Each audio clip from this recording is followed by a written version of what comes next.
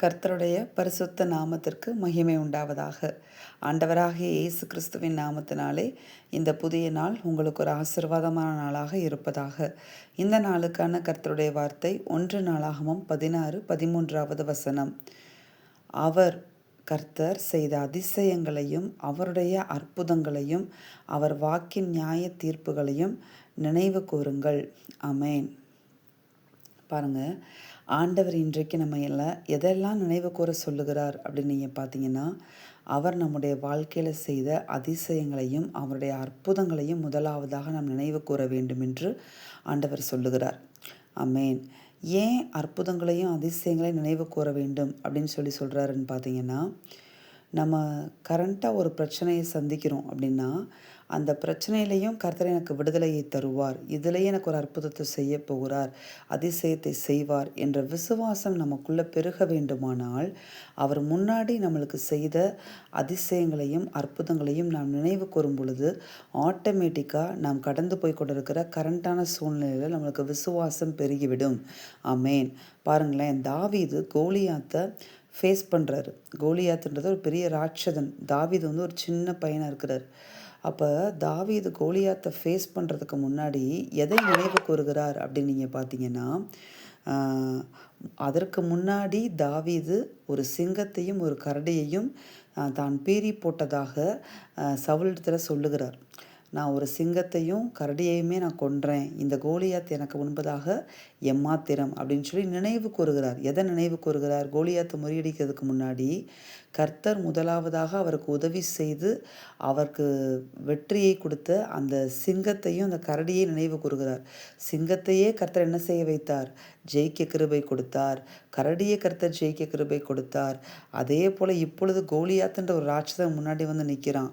இவனையும் கர்த்தர் என்ன செய்வார்?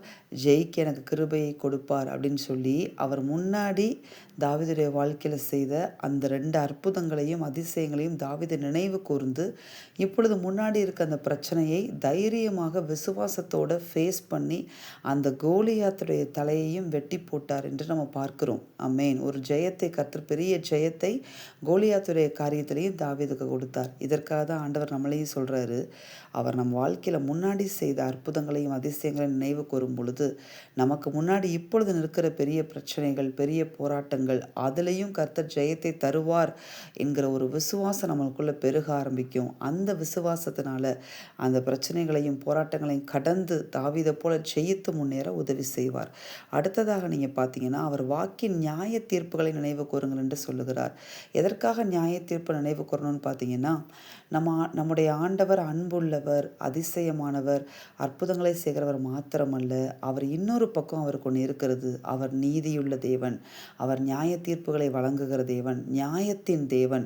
அப்படிப்பட்ட தேவனாகவும் அவர் இருக்கிறார். அப்போ நம்ம எதை நினச்சி பார்க்கணும் அப்படின்னு பார்த்தீங்கன்னா, நோவாவுடைய காலத்தில் நடந்த நியாய தீர்ப்புகள், சோதோம் கொமோராவுக்கு கர்த்தர் கொடுத்த நியாய தீர்ப்பு. அதாவது அநீதியை தேவன் சகித்து கொண்டே என்ன செய்ய மாட்டார்? இருக்க மாட்டார். ஒரு லெவல் வரைக்கும் தான். கர்த்தர் அதுக்கப்புறம் என்ன செய்வார்னா, எழுந்து நீதி செய்கிற தேவனாக, நியாயம் செய்கிற தேவனாக எழுந்து தம்முடைய ஜனங்களுக்கு நியாயம் செய்வார், பூமியை நியாயம் தீர்ப்பார். அப்படிங்கிறத நம்ம நினைவு கூற வேண்டும். எதற்காக இந்த பக்கத்தையும் நினைவு கூறணும்னு பார்த்தீங்கன்னா, கர்த்தர் மேலே நாம் பயபக்தியோடு கூட கர்த்தருக்கு பயப்படுகிற பயத்தோடு கூட ஒரு பரிசுத்தமான வாழ்வு நாம் வாழ வேண்டுமானால் கர்த்தருடைய இன்னொரு பக்கமும் நம்மளுக்கு என்ன செய்திருக்க வேண்டும்? தெரிந்திருக்க வேண்டும். அப்படி பரிசுத்தமான வாழ்க்கை வாழ்ந்து நாம் ஓடும்போது கர்த்தர் நம்ம மேலே பிரியமாக இருப்பார், நம்மை ஆசீர்வதிப்பார், நம்மை உயர்த்துவார். நோவாவை எப்படி உயர்த்தினாரோ அப்படி உயர்த்துவார். கர்த்தர் பெரிய காரியங்களை செய்து அவருடைய நாமத்தை மகிமைப்படுத்துவார். அதனால் 3 காரியங்களை கர்த்தர் சொல்லுகிறார்: அற்புதங்கள், அதிசயங்கள், நியாய தீர்ப்புகள். இது 3ஐயும் நாம் நினைவு கூர்ந்து நம்முடைய ஓட்டத்தை ஜெயமாய் ஓடி முடிக்க வேண்டும் என்று தேவன் விரும்புகிறார். ஆமென். நாம் ஜெபிப்போமா? எங்கள் அன்பின் பரலோக பிதாவே, நீர் கொடுத்த இந்த வார்த்தைகளுக்காய் உமக்கு நன்றியப்பா. இந்த வார்த்தைகளின்படியே நீர் எங்கள் ஒவ்வொருவரையும் ஆசீர்வதிப்பீராக. ஒவ்வொரு நாளும் நாங்கள் இந்த 3 காரியங்களை நினைவு கூர்ந்து உம்மிடத்தில் விசுவாசம் வைத்து உமக்கு பயந்து ஒரு பரிசுத்தமான வாழ்க்கை வாழ்ந்த ஜெயத்தோடு இந்த ஓட்டத்தை ஓடி முடிக்க நீர் எங்கள் ஒவ்வொருவருக்கும் கிருபையை தருவீராக. இயேசுவின் நாமத்தில் பிதாவே, ஆமென். இந்த வார்த்தையின்படி இந்த நாளில் தேவன் உங்களை ஆசீர்வதிப்பாராக. ஆமென்.